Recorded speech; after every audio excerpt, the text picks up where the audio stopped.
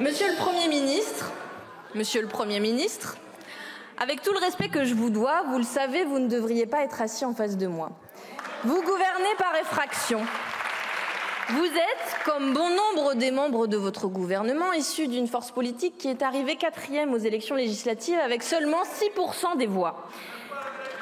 Alors que les Français ont voté pour l'égalité des droits, le gouvernement est une cohorte de réactionnaires opposés au mariage pour tous, à la PMA et à l'avortement dans la Constitution.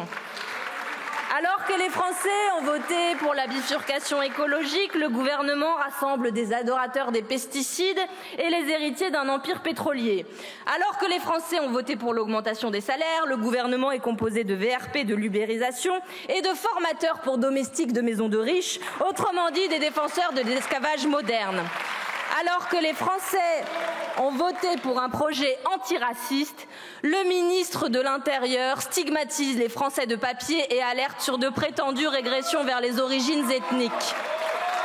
Alors que les Français ont voté pour une 6e République et pour le RIC, le même argumente en faveur de la désacralisation de l'état de droit. Cette coalition invraisemblable des perdants, c'est celle qui a été composée par un président défait à 3 reprises, qui ne sait plus comment poursuivre son œuvre de casse sociale antidémocratique et anti-écologique, autrement qu'en confisquant la souveraineté du peuple français. Il faut dire que le rapport au vote en Macronie, c'est une contrainte lointaine qui n'émeut pas plus que ça les tenants du pouvoir. La jeunesse de votre présence, si on s'y attarde un peu, ce sont d'abord les élections législatives de 2022, avec la perte de la majorité absolue pour les macronistes, où la NUPES est arrivée en tête au premier tour, et depuis lesquelles une politique réactionnaire et injuste a pourtant été menée tambour battant.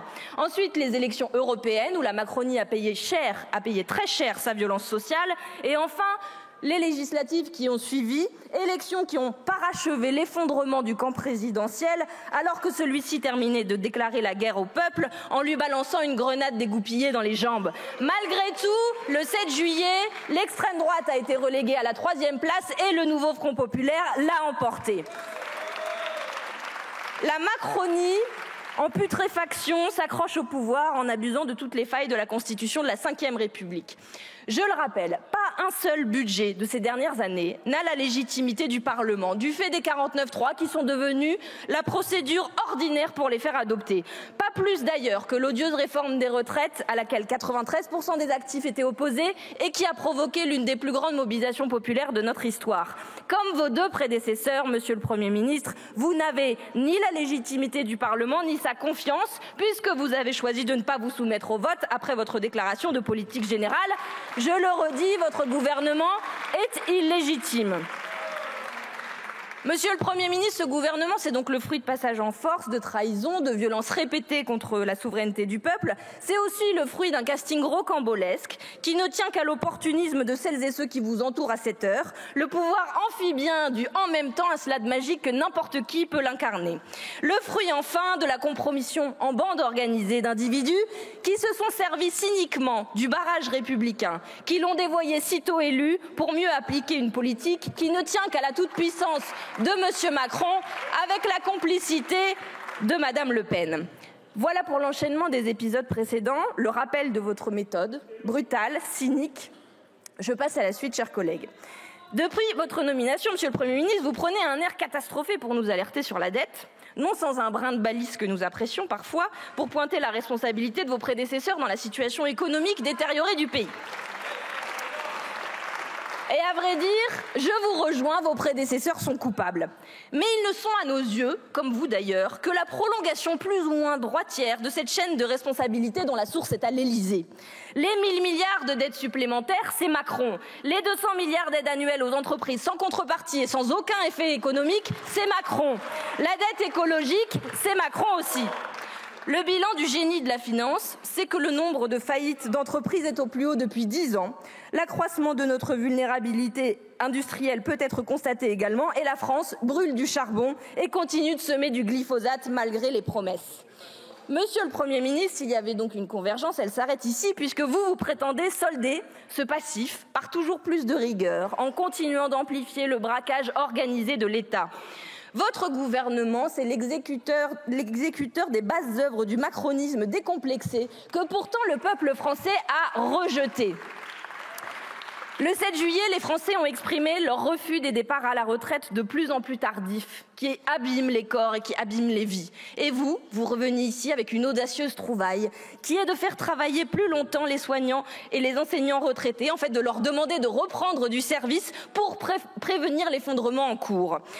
Le 7 juillet, les Français, ils ont rejeté le mépris avec lequel les puissants tonnes que les gens d'en bas n'ont qu'à traverser la rue pour trouver un travail. Et vous revenez ici avec une obole de 50 € par personne au SMIC.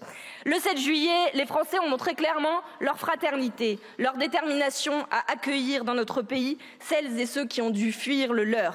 Et vous revenez ici en faisant vôtre le fonds de commerce de l'extrême droite, en ambitionnant de durcir les lois sur l'immigration et en annonçant revoir l'aide médicale d'État, vieille lune contre-productive des faiseurs de haine. Vous gouvernez par effraction et donc vous prenez les Français pour des imbéciles. Monsieur le Premier ministre, votre premier acte sera budgétaire. Et cette motion de censure vise à vous empêcher de nuire. Vous avez annoncé réduire le déficit par 60 milliards d'économies, mais jamais en allant chercher l'argent là où il est. Ce sera pour vous donc 15 milliards en moins pour la Sécu et 40 en réduisant les budgets déjà insuffisants des ministères et des collectivités. C'est le retour aux obsessions de la Troïka contre les Grecs. Et pourtant, vous avez été commissaire européen, monsieur le Premier ministre. Vous êtes pourtant bien placé pour savoir qu'assommer l'austérité, on ne récolte que la dévastation. Chaque année, 2000 morts aux urgences pourraient être évitées. En 2023, 656 personnes sont mortes dans la rue et de la rue, dont 10 enfants de moins de 4 ans dans notre pays. L'empilement des plans d'austérité entraîne celui des corps de celles et ceux qui n'ont pas pu être soignés ou accompagnés à temps. Votre gouvernement est illégitime et ce jour marque un moment de clarification essentiel. On est donc dans une assemblée où les perdants gouvernent, dans un pays où un programme qui a été désavoué par le peuple est mis en place quand même. Donc c'est une motion de censure pour réinstaurer l'ordre des choses. Chaque force politique va pouvoir valider ou rejeter votre projet pour le pays.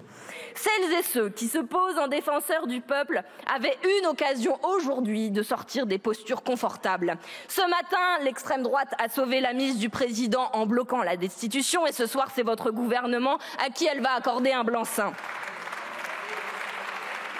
Pour notre part, avaliser le pire plan d'austérité des 40 dernières années, avec des conséquences terribles pour les services publics, de l'éducation et de la santé, nous répondons par la censure. Entériner la retraite à 64 ans pour les Français, nous répondons par la censure. Refuser d'augmenter les salaires et appauvrir nos aînés, nous répondons par la censure. Monsieur le Premier ministre, la situation politique que nous vivons a toute l'invraisemblance propre au songe. Macron est un thaumaturge qui a réussi l'exploit d'exaucer les rêves d'une droite réactionnaire en l'installant au pouvoir sans qu'elle ait gagné. Le cauchemar, malheureusement, le cauchemar pour les Français, il est bien réel. Pour notre part, nous sommes et nous resterons les garants du mandat qu'ils nous ont confié. Parce que figurez-vous, notre camp remporte des élections, il n'arrive pas au pouvoir par la volonté du président Roy. Il mène inlassablement son combat, en gagnant les élections hier, en censurant votre gouvernement aujourd'hui et en destituant contre les hypocrites Macron demain. Un gouvernement du nouveau Front populaire sera nommé tôt ou tard. Et à vrai dire, il est plus que temps. Il est plus que temps d'affirmer une voix forte pour les Libanais, de reconnaître l'État de Palestine. Il est plus que temps de s'opposer au Mercosur et de rémunérer dignement les agriculteurs de ce pays. Il est plus que temps, en plein procès des viols de Mazan, d'investir 2,6 milliards pour lutter réellement contre les violences sexistes et sexuelles. Il est plus que temps de lutter contre le sans-abrisme, d'augmenter le SMIC et d'indexer les salaires sur l'inflation. Monsieur le Premier ministre, après des décennies d'austérité et d'injustice, le pays va respirer. Nos rêves à nous, nos rêves de paix et de justice, ils se conquièrent par la lutte et cela, nous le savons depuis bien longtemps. Claire Lacombe, qui est une militante féministe et révolutionnaire, a déclaré en 1792 à la barre de cette assemblée: législateurs, vous avez déclaré la patrie en danger, mais ce n'est pas assez. Destituez de leur pouvoir ceux qui seuls ont fait naître ce danger et ont juré la perte de la France. Législateurs, collègues, il nous faut donc aujourd'hui conjurer ce danger, censurer le gouvernement Barnier et destituer le monarque pour l'empêcher de nuire.